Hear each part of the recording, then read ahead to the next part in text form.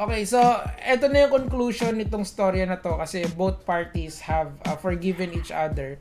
Pero I just wanna look at it in the perspective of someone who watches comedy, stand-up comedy. Kasi alam nyo kasi guys, kunyari nanonood kayo ng isang Dave Chappelle special. Meron siyang renost doon si Juicy Smollier. Hanapin nyo na lang yung siya yung bida sa Empire. Grabe, dinurog talaga ni Dave Chappelle yun. So, what am I saying there mga kamatis? Kasi I'm saying there, where do you draw the line? Alam niyo yun, where do you draw the line when it comes to this kind of comedy, di ba? Sa stand-up. Kasi when you're doing stand-up, no holds barred yan. I mean, look at all the Michael Jackson jokes in the sa history ng mundo natin. Look at all the O.J. Simpson's joke. Look at all, alam mo yan, look at all the kunyari Bill Gates jokes. Napakarami yan and all of these are offensive. Tapos meron din naman so where do you draw the line? Okay, kasi ganito yan if you listen to a number of comedians back in the day, you listen to Dave Chappelle, Bill Burr, Joe Rogan, gusto nyo old school pa si George Carlin, and even Chris Rock. All of them had offensive jokes, very offensive jokes na maisip mo, where do you fucking draw the line? kasi look man, explain ko lang sa inyo how obscure yung G.I. Jane reference na yun. Kasi G.I. Jane, yung G.I. kasi diba yun yung joke niya, yung G.I. Jane reference. Explain ko lang sa inyo kasi ang lalim talaga niyan. G.I. Jane is a 1997 film. Naalala ko kasi to nung ganitong mga panahon. Inaarkila namin yan sa VHS. Tapos I forgot the name of the parang Video City yata yun. Basta may popular arkilahan ng video cassette sa video movie player sa nung araw nun eh. So nahiniram yan ng nanay ko tapos napanood namin yan. Tapos anyway, this is a very obscure na film na kailangan mapanood mo. Yung mga Gen Zs ngayon, I would bet hindi nila napanood yan. Pero yung mga millennials, some siguro, I would say 30% of all the millennials na napanood yan. Pero most of na nakapanood yan, yung mga baby boomers, 'di ba? Yung mga nasa Gen X na tinatawag, di ba? Yung mga Gen X na yan. So, this is a very, very, very obscure reference na kailangan mapanood mo muna tong G.I. Jane reference na to. That was a 1997 film. Kasi si Demi Moore dyan, mga kamatis, Demi Moore, yung bida, kalbo yun, nagpakalbo siya for the sake of the film. So, it was a very big thing kasi hindi sanay yung mga tao sa ganitong kaliberal na galawan. Okay? So, hindi lang yun. Kailangan alam mo rin na si Jada Pinkett Smith ay meron siyang alopecia. Di ba? May alopecia siya. Kasi, look man, yung pagiging babaeng kalbo ngayon, hindi naman yun ganun kalaking bagay na eh. Ibig sabihin, kung gusto mong kalbuhin yung buhok mo, go. Kung gusto mong kulayan yung buhok mo ng green, go. Kung gusto mong gawin kung ano yung gusto mong gawin sa buhay mo, go. So you have to learn two things, yung alopecia ni Jada Pinkett Smith and yung G.I. Jane, which is all very obscure. Ang kailangan alam mo yung context ng sinasabi ni Chris Rock bago siya maging offensive. Gets hindi siya parang yung mga binabato ni Dave Chappelle na talagang most of the time these are all politically fueled. Alam mo yung world event siya na or world happening siya na makikita mo agad sa balita. Ito kasi hindi you have to Google this shit first bago mo maintindihan lahat. So it's kind of scary kasi where do you draw the line? Where do you draw the line of what is offensive comedy or not? Okay? So, I mean, let's go back to local, yung kay Vice Ganda. Yung kay Vice Ganda kasi noon at saka kay Jessica Soho, it was really offensive kasi it was uncalled for. Gets? It was a rape joke about someone's weight. Okay? Parang dalawa yung tinamaan niya dun and Jessica Soho is very very popular, di ba? I mean, yeah, you can make fun of her weight pero grabe kasi yun talagang it's in poor taste hindi yung mga reference nun, everyone could understand. Rape can be understood by everyone, and we all know Jessica Soho's weight. So dalawa yung tinamaan nun, and mas hindi yun obscure, maraming makakaintindi nun. Pero this one, it's super obscured. So I mean, if I would put a number line dito, kunyari ito yung number line, ito yung Vice Ganda Jessica, so Vice Ganda joke, tapos ito yung Chris Rock joke. So alam mo yun, medyo magkalayo yung medyo magkalayo yung tawag dito, magkalayo yung intensity ng joke, gets mo? So I'm just very confused as someone na I work in social media, a source of income ang social media. So where do we draw the line? If it's about weight and rape, it's not okay. Pero if it's about alopecia and an obscure film in 1997, it is also not okay. 'Di ba? Hindi ko alam. It's very confusing. Parang lalong humirap mag-entertain sa internet. Like, you cannot say the N-word nowadays. Like, you cannot say it in passing. Kasi nung there was a time in YouTube, yung mga panahon nila Pink Guy, yung mga panahon nila H3, yung panahon nila Leafy, yung panahon nila Keemstar, that saying the N-word was okay. Kasi you were edgy back then. It's okay to be edgy. Ngayon hindi na. The platform has changed na hindi mo na pwedeng sabihin yung N-word without scrutiny or without impunity. 'Di ba? Ngayon naman, where does this stand? I really want to understand. So, basahin natin yung mga apologies nila and let's analyze them all. Kasi it's a really good topic to debate with, or it's a really good analytic topic na pwede nating pag-usapan in the entertainment industry. Where does the buck stops? Ika nga. So, let's go. As a comedian, it can be difficult to understand which lines are to be crossed and which ones aren't. Last night, I crossed the line that I shouldn't have, and paid an enormous price as a reputation of a renowned comedian. Ito yung hindi ko gets talaga eh. So, alam mo, napaka-obscure nung reference na yun, as I've explained before. So, saan dito yung lines na na kinross niya? As someone who has watched countless of stand-up comedy, napaka-mild nun. Have you heard Dave Chappelle? Have you heard Bill Burr? Have you seen an old school George Carlin jokes? Have you heard all the O.J. Simpson's jokes na tinapon sa mundong ibabaw? Have you heard yung, di ba? So, have you heard Michael Jackson jokes na after nung namatay ni Michael Jackson, everyone was revering him all of a sudden?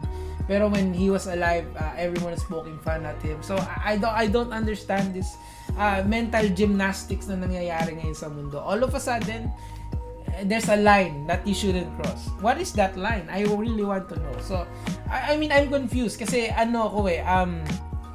galing ako sa era na it's okay to say, to be edgy. It's okay to be edgy as long as you understand there's no malicious intent. Gets nyo? Pero this one, I don't see the intent here. I don't see the malice here. Ang hirap nung reference na yun, guys. Okay, comedy is never about poking fun or making little of people with major ordeals happening in their lives. Well, yeah, tama naman yun. Pero pag nanood ka ng South Park, they make fun of everything from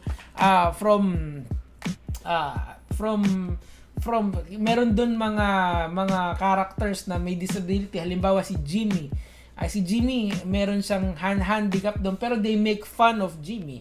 Alam mo yun, they make fun of everything under the sun. They even make fun of fat people, di ba? They make fun of gay people. They make fun of every walk of life sa mundo.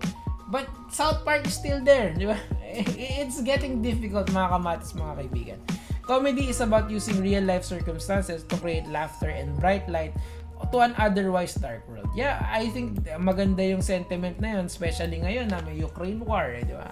So, with that said, I sincerely apologize to the friends, to my friends, Jada Pinkett Smith, Will Smith, and the rest of the Smith family for the disrespect and disregard I displayed which was unfortunately broadcast for the world to see. This is really big for Chris Rock. I mean, this is really big. Backstory lang, hindi siya nagdemanda. I mean, hindi siya iyakin. He took it like a man. He took the beating, nagpasampal siya, and he took the insults na ganyan, na even though he is a world-renowned comedian, at his age, at his stature in life, he took it like a man. Props sa kanya. He is the biggest winner dito sa Oscars na to.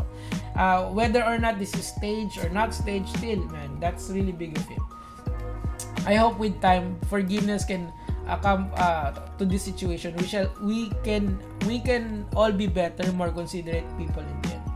Good for Chris Rock. Clap our hands. Actually, talagang siya yung biggest winner para sa akin dito, pare. Man, it is not easy to get slapped. It's not also to get easy to get slapped by someone taller and bigger than you, because Will Smith is a taller and bigger man, and the man trains. That is perfect form. That is fucking perfect form. So, alam mo yun, okay na yun. Chris Rock, you are a winner in my book. So, hopefully, kung pumunta dito si Chris Rock, meron akong pera pang panood sa kanya. So, let's go to Will Smith's apology and end this video. Alright, so let's go. Okay, violence in all forms is poisonous and destructive. Well, it's very violent yung ginawa niya. My behavior last night on the Academy Award was unacceptable and excusable. Jokes at my expense are part of the job, but jokes about Jada's medical condition was too much to bear, and I reacted emotionally. Kasi nung narinig niya, tumatawa lang siya, pero nung umiroll si Jada, parang, oh boy, it's on, boy. I'm gonna go Muhammad Ali on this kid. So, parang ganun yung nangyari. So, alam niyo yun, ako, tawag dito, so where do we draw the line? Kunyari, if Chris Rock made jokes about yung past ni Will Smith, kasi si Jada kasi was, cheated on Will. He cheated on Will diba? So, Jada cheated on Will, tapos also pero may medical condition din siya. Medical condition. So, yung alopecia niya. So, where do we draw the line here, mga kamatis, mga kaibigan? Is it okay for me to joke about the cheating wife? Or the wife who's suffering from a physical condition? Which joke should I throw? What is the standards of making a joke? Diba? Kasi wala namang limit ang paggagawa ng joke eh. It's all about creativity and delivering it in the most siguro humane manner na lang siguro. Ganun natin isipin, or the most tasteful manner. Kasi if pwede of course pwede kong joke about sa cheating, di ba? Is it that pasasampal din ba ako diyan? Or should I focus more on the alopecia? So ang daming moving parts nito na ngayon kasi the standards of making a joke is very, very obscure. 'Di ba? Hindi mo na alam kung ano yung pwede sa hindi eh. You say the N-word, you get canceled. You say the N-word na hindi ka naman isang African American, you get canceled. You say a joke na hindi maganda, you get canceled. So where do we draw the line? Is even making a joke nowadays sulit na trabaho sa mga comedians? It's so hard, mga kamatis. Mahirap talaga siya. And hindi lang yun. Paano pa kung yung ibato mong joke, corny? Hindi naman lahat ng babato mong joke nakakatawa. Anyway, tuloy natin to. But Jada Smith was too much. Okay, I would like to publicly apologize to Chris. Okay, this is good. I think end of the day we would just like cooler heads prevail. I was out of line and I was wrong. I embarrassed and my actions were not indicative of the man I want to be. Okay, that's right. Good job, Will Smith. And there is no place for violence in a world of love and kindness. Yeah, especially nowadays, guys. Let's not forget what's happening to our brothers and sisters in Ukraine and Russia. Alam mo yun, Ukraine and Russians na ayaw din sa gera are victims of this war. Okay, so alam niyo yun, let's not forget about that. Never forget tayo dun sa mga atrocities na nangyayari sa mundo natin. This is a break from the usual tension na nangyayari sa mundo natin na alam mo yun na maraming kaguluhan. But this is like, chill lang muna tayo. At least we get to watch Chris Rock gets slapped for even if you find it entertaining, dramatic, whatever, di ba? It's a break. And we're seeing something beautiful here na miski even if it's stage or not stage, at least nakakaayos sila. Alam mo yun, there's always room for diplomacy. Yun yung gusto kong ibahagi sa inyo. So tuloy natin.